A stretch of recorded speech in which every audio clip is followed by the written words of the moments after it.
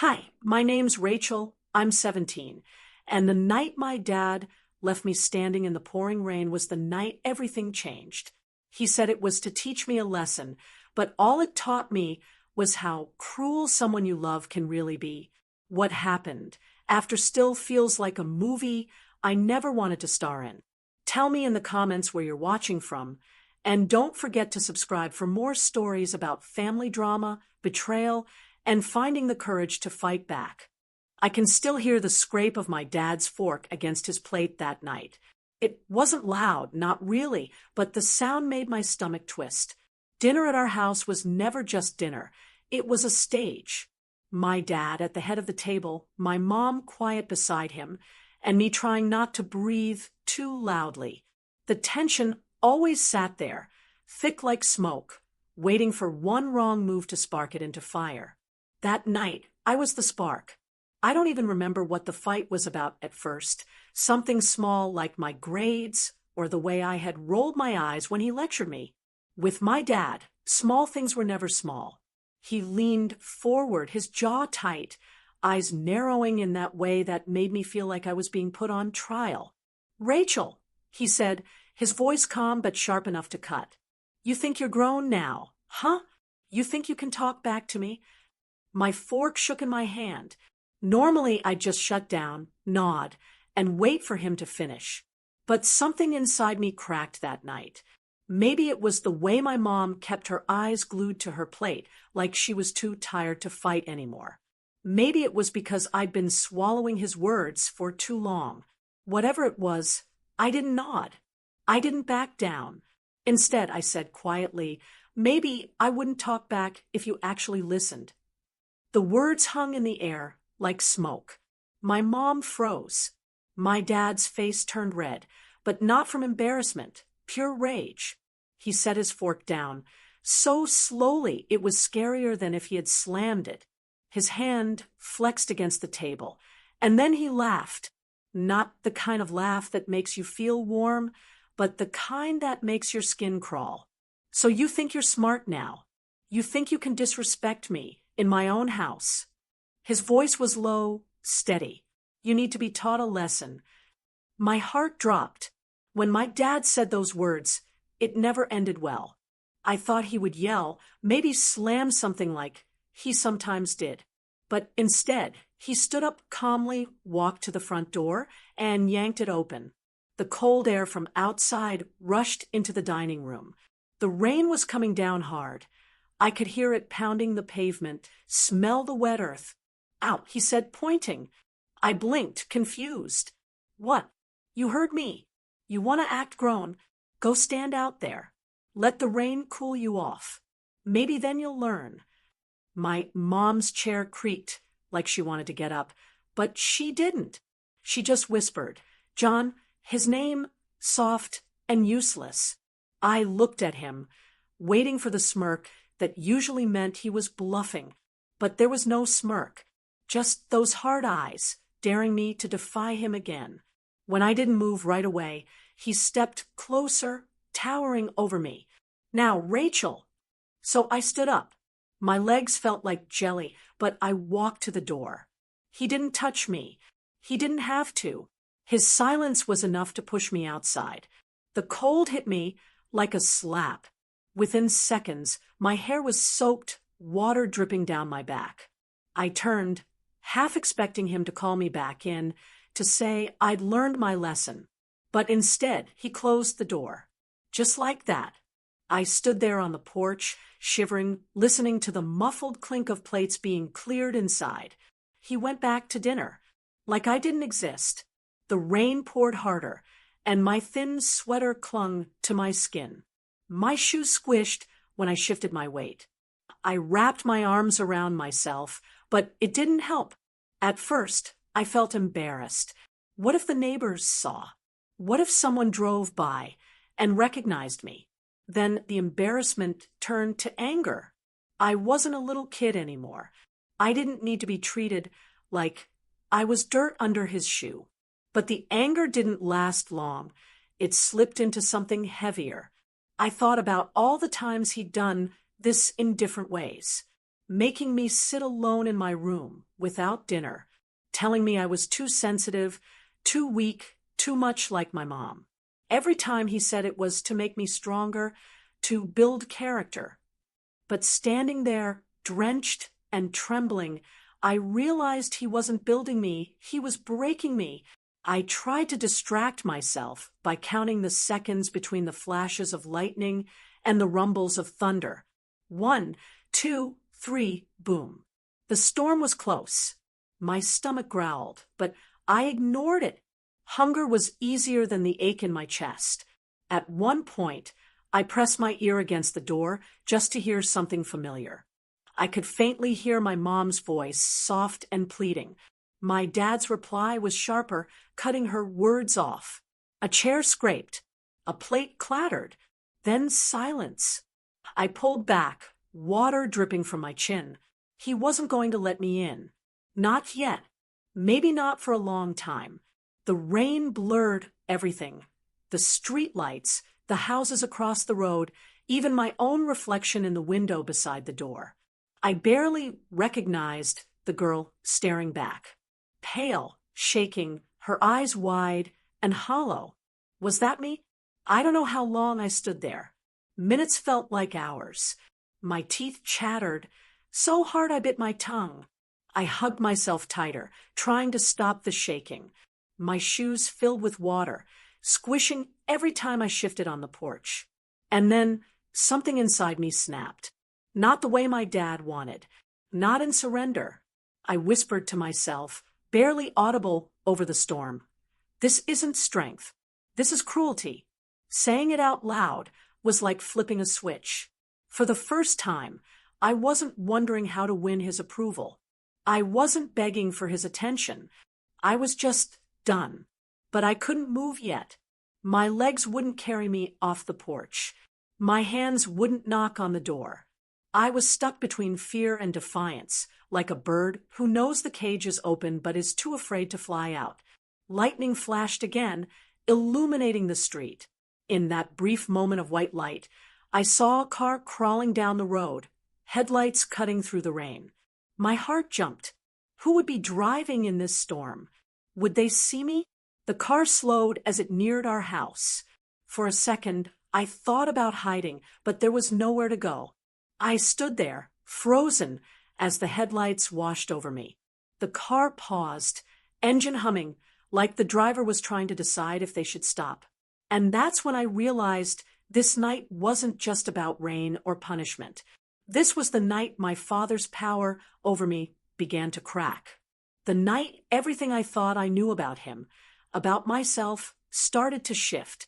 I didn't know what was coming next, but deep down, I sensed it. Nothing would ever be the same after tonight. The car idled for a moment, its headlights flooding the porch with blinding white. My soaked figure must have looked strange, standing motionless in the downpour. I raised a hand halfway, like I was going to wave, but froze before I followed through. I didn't know if I wanted to be seen. The engine rumbled low, a steady hum against the roar of the rain.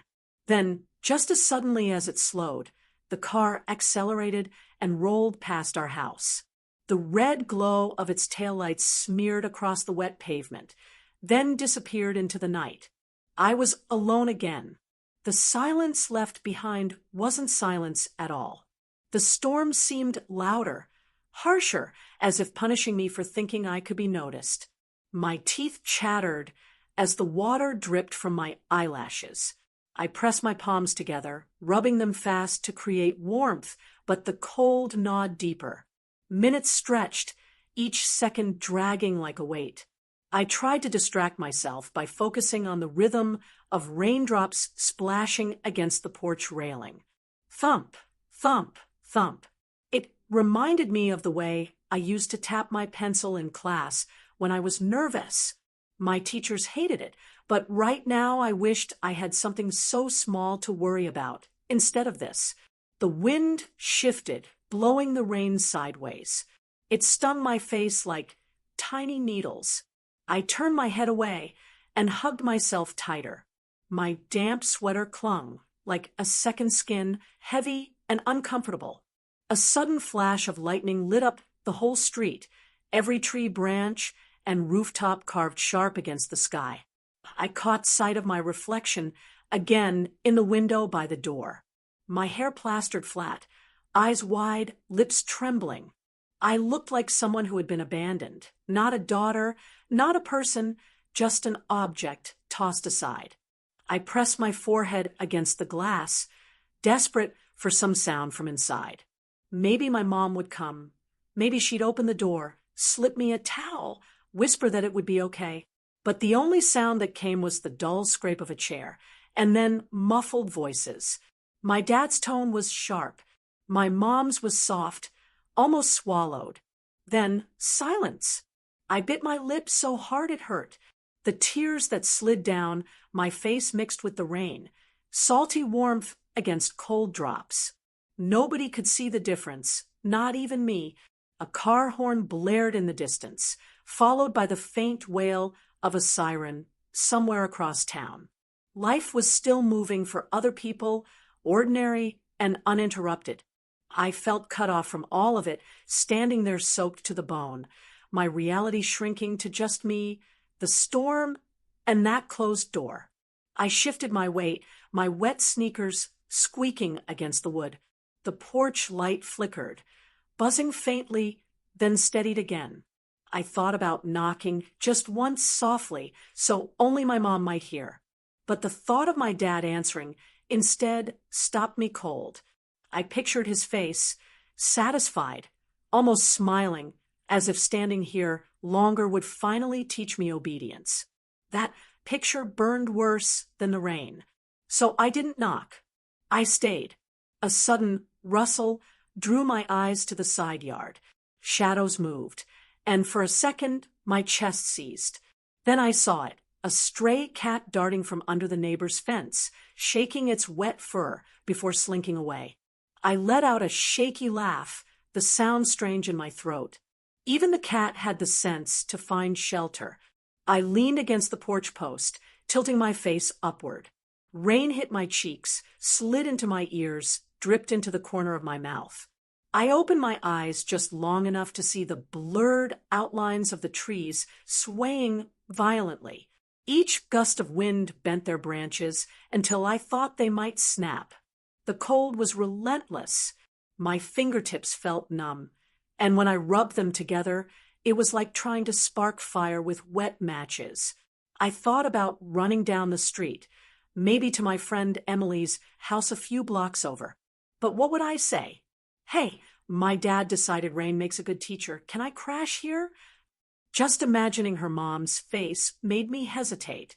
The shame was heavier than my soaked clothes. Instead, I stayed rooted to the porch, battling myself in silence. Anger bubbled under the numbness, but every time it tried to rise, the cold smothered it. Still, the thought repeated in my head like a drumbeat. This isn't love. This isn't how a father should act. Another flash of lightning cut across the sky, and in that split second, I saw something that made me stop breathing. Across the street, behind the curtain of rain, a figure stood under the glow of a street lamp. At first, I thought it was just my eyes playing tricks on me. But then the figure shifted slightly, hands in pockets, shoulders hunched against the storm. Someone was there. My pulse quickened. Were they watching me? My mind scrambled for explanations. Maybe it was just a neighbor taking out trash. Maybe someone walking home. But who lingers in a storm like this? I rubbed my eyes, blinked hard, and looked again. The figure was still there, silent. Still, I took a step back, bumping against the door. My heart pounded so loud, I swore I could hear it over the thunder. Fear clawed at me, but curiosity pressed against it. Whoever that was, they weren't moving closer. They weren't leaving either. I whispered to myself, "What do you want?" though the storm swallowed my words. A car whooshed past, tires slicing through puddles. The headlights illuminated the figure for a split second, enough for me to see the glint of something reflective, maybe a badge clipped to a belt.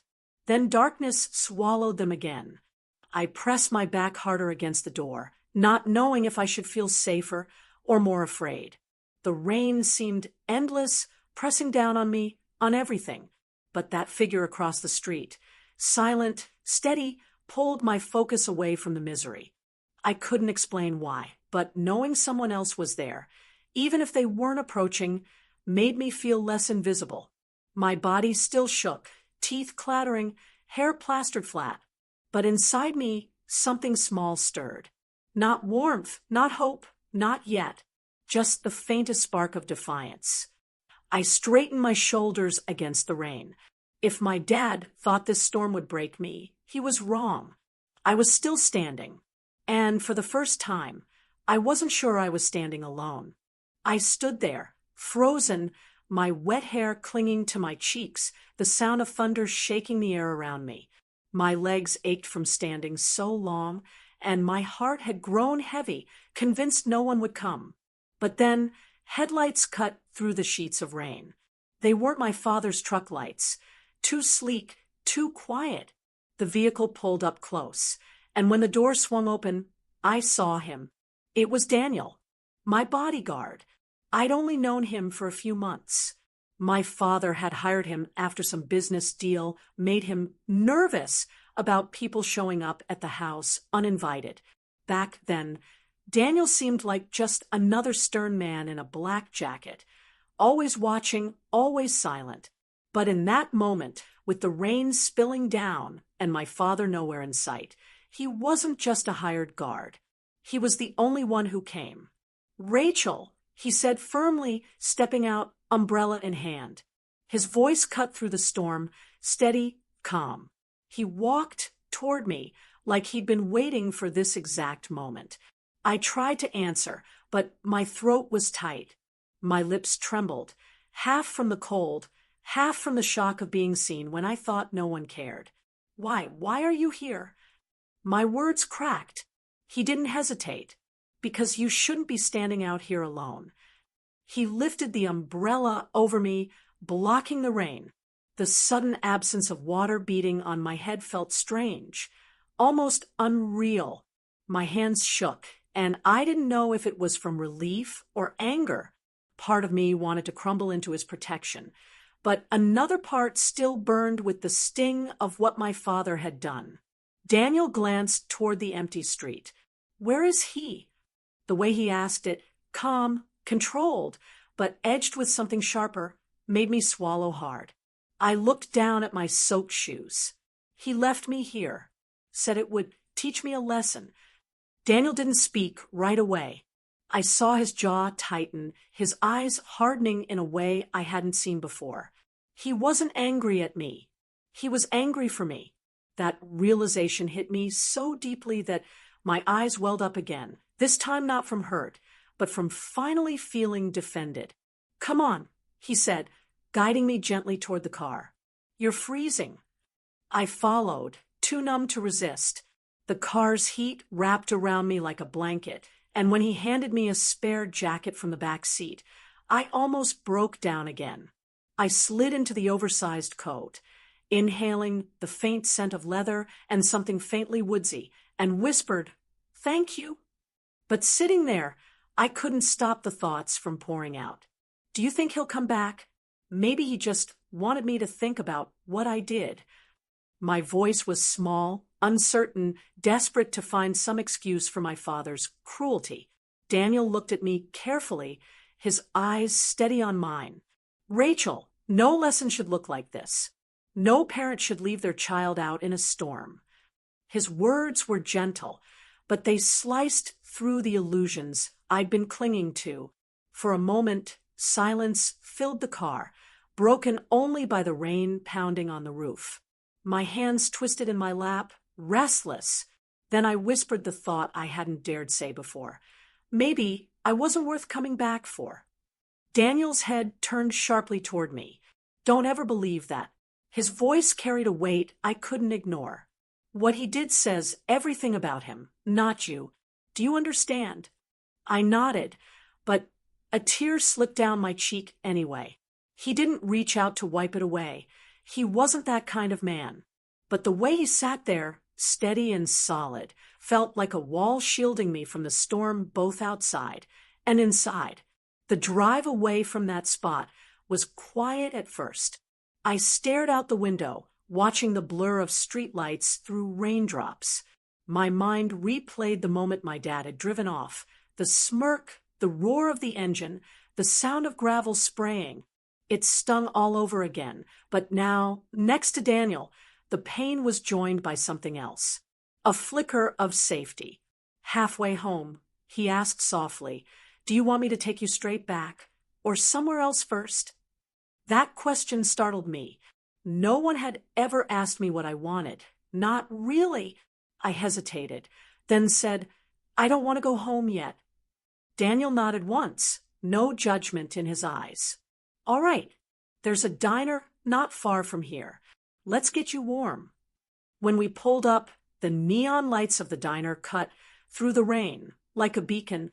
Inside, the smell of coffee and pie wrapped around me instantly. The waitress gave us a curious look, me drenched in an oversized jacket, and Daniel, sharp and dry, hovering protectively near.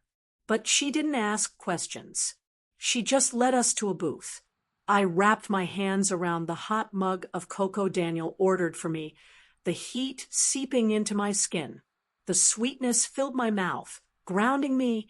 For the first time all night, I felt almost human again. Daniel sat across from me, his presence steady. He didn't press me to talk, didn't force conversation. He just let me exist, which was more kindness than I had felt in years. Finally, I whispered, "Why did you come? How did you even know?" He leaned back, slightly, eyes watching me with a calm I couldn't quite read. "Because I pay attention. I saw how he treated you.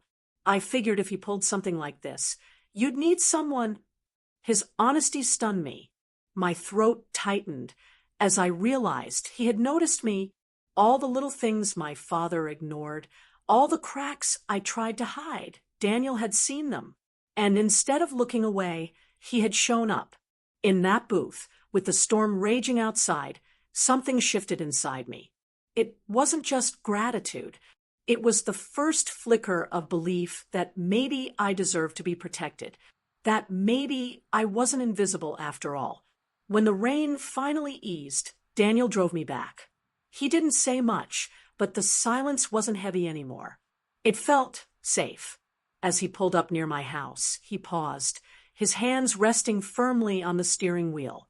"Rachel," he said, his voice low, steady. "If this happens again, call me. No matter the time, no matter where. You understand?" I looked at him, really looked at him, and felt something unspoken pass between us. A promise, a bond one hadn't expected. For the first time that night, I felt stronger. Not because my father had abandoned me, but because someone had chosen to stand beside me. And that someone was the last person I ever thought would. The house looked darker than I remembered it, even though the porch light was still glowing faintly above the door. My stomach twisted as Daniel pulled up in front, the engine humming low before he shut it off. I sat there, frozen, my hands clenched tight around the jacket he had loaned me. The thought of stepping inside, of seeing my father's face after everything that happened, made my chest feel like it was caving in. Daniel didn't rush me. He just sat there, steady as though his quiet presence alone could anchor me. Finally, I forced myself to breathe and reached for the door handle. "I'll walk you in," he said firmly, leaving no room for debate. I nodded. Somehow, knowing he would be beside me made the steps to the door a little less heavy. The front door creaked when I pushed it open, and the warmth of the house wrapped around me. But it didn't feel like home. It felt tense, charged, as though the walls themselves had absorbed my father's anger. He was there, in the living room, sitting in his recliner, his boots kicked off, the glow of the TV flickering across his face. He looked up when he heard the door, his eyes landing on me first, then on Daniel behind me. "Well, look who finally came back," he said, his tone sharp, almost mocking. "Did you enjoy your little walk in the rain?" My chest tightened. I wanted to scream, to ask him why he thought leaving me out there was okay. But before I could open my mouth, Daniel stepped forward, his voice steady but edged with steel. She didn't walk back, he said. I found her, alone, in the middle of the storm. The smirk on my father's face faltered, but only for a second. Then he leaned back in his chair, forcing a laugh. She'll survive. Kids these days need toughening up. Teaches them responsibility. Daniel's jaw tightened, but his tone didn't waver. Leaving your daughter out in a storm isn't teaching. It's neglect. The room grew still. I had never heard anyone speak to my father that way. Not my teachers, not our neighbors, not even family. My breath caught, and I glanced between the two men. My father sat up straighter, his voice rising. You don't get to come into my house and tell me how to raise my kid. You're here because I pay you. That's it. Don't forget your place. Daniel didn't flinch. My place is protecting her. And tonight, you weren't the one doing that. The silence that followed felt heavy, pressing on my chest. My father's face reddened, his fists clenching against the armrests of his chair. I could almost hear the thunder of his heartbeat, matching the storm that still rumbled outside. I swallowed hard, finally finding my voice. Dad, do you even realize what you did? You didn't just leave me, you abandoned me. My words came out shaky, but once they started, they wouldn't stop. Do you know what it felt like, standing there, wondering if you'd ever come back? Do you know how small I felt? His eyes flicked to me, and for a brief moment, I thought I saw hesitation. But then he scoffed, brushing it off. You'll thank me one day. Life doesn't hand you comfort, Rachel. You have to learn the hard way. Daniel stepped closer, his voice low but firm. There's a difference between teaching lessons and breaking someone's spirit. She deserves better than this. My father stood suddenly, his chair rocking back. You think you know better than me? You think you can come in here in my house and tell me how to be a father? His voice thundered, but underneath it, I caught something, an edge of defensiveness, almost fear. I froze, my mind racing. For the first time, I wondered if his cruelty wasn't just about me, but about him, about his own past, his own wounds he never dealt with. But that didn't excuse tonight. Dad, I whispered, my voice breaking. I needed you, and you weren't there. The words hung in the air like a confession, raw and unpolished. He turned away, pacing toward the window, his shoulders tense. You don't understand what it takes to survive in this world, he muttered. You think it's all warmth and hand-holding. It's not. If I don't toughen you up, who will?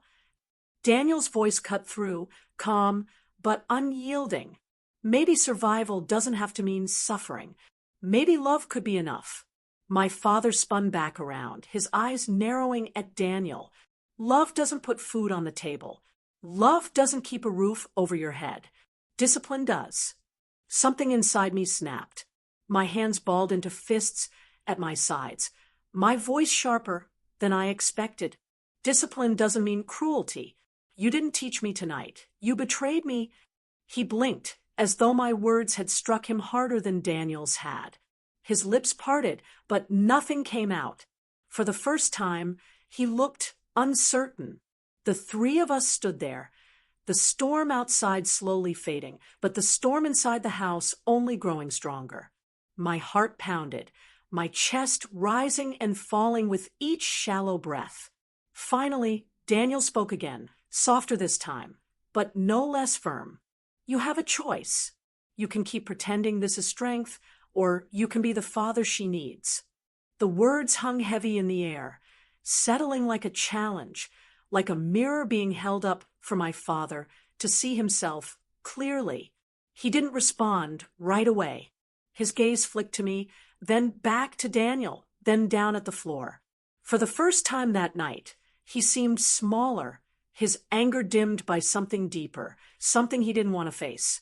I stood there, trembling, caught between fear and hope, wondering if this was the moment everything would finally change, or if it was just another night of silence waiting to swallow me whole. For a long moment, the only sound in the living room was the steady ticking of the wall clock. My father stood near the window, his frame stiff and tense, his hand dragging down his face as though he were trying to wipe away what had just been said. Daniel remained at my side, arms crossed, his eyes fixed firmly on the man who had spent my whole life deciding who I was allowed to be. And me, I stood between them, trembling, not from fear anymore, but from the weight of a decision that I knew could not be unmade. I had never seen my father hesitate before. Anger, yes. Cold silence, yes. But hesitation, that was new. And in that hesitation, in that faltering moment, I saw the cracks in the wall I had spent my whole life pressed against. My voice came out softer than I expected, but steady. Dad, I can't keep living like this. Not tonight. Not anymore. He turned slowly, his brows furrowed, as though he couldn't quite believe what he was hearing. You think you know what's best for you. His voice still carried authority, but it was thinner now, lacking the force it once had. You're just a kid. I straightened my shoulders, a small defiance that felt like lifting a mountain. I'm not a kid. I'm your daughter. And I've been surviving, not living. Daniel didn't speak, but I felt his presence beside me like a steady anchor. He wasn't here to fight my battles. He was here to remind me I had the strength to fight them myself. My father opened his mouth again, maybe to argue, maybe to throw another lesson at me, but the words caught in his throat. He looked at me like he didn't recognize the girl standing in front of him. Maybe because for the first time, I wasn't the girl who bowed her head, who stayed quiet to keep the peace. You think walking away makes you stronger? His voice was quieter now, almost uncertain. I shook my head. No, I think speaking up does. And tonight, I am. A flicker of something crossed his face. Guilt, maybe, or regret. But he masked it quickly, retreating into the safety of his silence. I took a slow breath, then stepped forward, my words spilling out, not rehearsed but raw. I needed a father, someone who made me feel safe, someone who made me believe I was worth protecting. But you left me in the rain, Dad, and that told me everything. He winced, just slightly but enough for me to notice. His jaw clenched, his eyes darted away. I pressed on, because this was my moment. If I didn't finish, I never would. I can't change you. Maybe you'll never see what you've done, but I can change me. I can stop letting you decide what I'm worth. The room felt charged, every word like lightning splitting the silence. Daniel's steady breathing beside me was the only rhythm that kept me grounded. My father finally lowered himself back into his chair, his shoulders sagging in a way I had never seen before. He looked smaller somehow, like the storm inside him had drained whatever fire he had left. Rachel, he started, but then stopped, shaking his head. You don't understand. Maybe I don't, I said quietly, but I understand enough to know I deserve more than this. The words surprised me as much as they did him. They were the kind of words I'd been swallowing for years, finally finding their way out. And once they did, I felt lighter, freer, like the rain had finally washed something off me. Daniel placed a hand gently on my shoulder, not pulling me away, not pushing me forward, just steadying me. You said what you needed to say, he murmured. And for the first time, I realized he was right. I turned toward my father, who sat staring at the carpet, his hands hanging loosely between his knees. The man who once towered over me, with endless authority, now looked like someone lost in his own shadows. For years, I thought breaking free would mean running away, slamming a door, leaving everything behind. But standing there, I realized breaking free meant something different. It meant no longer carrying the weight of his words, no longer letting his lessons define me. I didn't need his permission to be strong.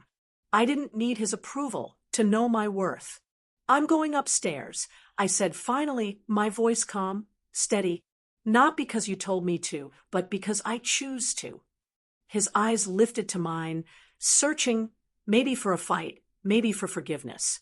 But I had nothing left to give except the truth I had already spoken. As I turned toward the stairs, Daniel followed, giving me space but staying close enough to remind me I wasn't alone. Each step I took felt heavy, but certain, carrying me away from the girl I had been and toward the woman I was becoming. When I reached the top, I paused, listening. My father hadn't said another word. The silence that followed wasn't the same as before. It wasn't oppressive. It wasn't loaded with unspoken anger. It was just silence. For once, I could breathe in it. I closed my bedroom door behind me, leaning against it as though sealing away the ghosts that had haunted me for so long. My heart was still pounding, my body still trembling, but my spirit felt steady. I walked to the mirror, the faint glow of the bedside lamp casting soft light over my reflection.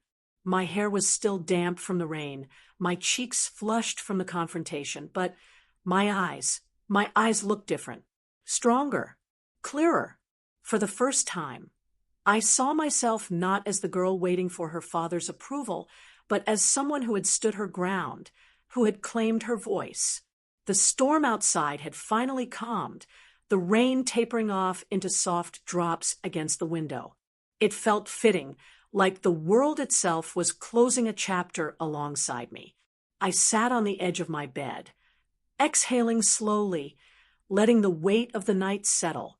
I didn't know what tomorrow would bring. Maybe my father would change. Maybe he wouldn't. But I had changed, and that was enough. Downstairs, I could hear faint movements, the creak of the recliner, the shuffle of feet. Maybe he was pacing. Maybe he was thinking. But I didn't lean on those possibilities anymore. My healing no longer depended on his actions. Daniel knocked gently on the door before cracking it open. "You okay?" I nodded, offering a small smile. For the first time in a long time, "Yeah, I think I am." He gave me a reassuring nod, then stepped back, closing the door to give me space. I lay down, pulling the blanket over myself, the jacket Daniel had given me still folded on the chair nearby. It felt like more than just a jacket. It felt like a reminder that I hadn't been invisible, that someone had seen me, had chosen to stand beside me when it mattered most. As my eyes grew heavy, I whispered to myself, this was the night I broke free. Not from my father entirely, not from the history that had shaped me, but from the fear that had kept me silent for too long. And that, I realized, was enough.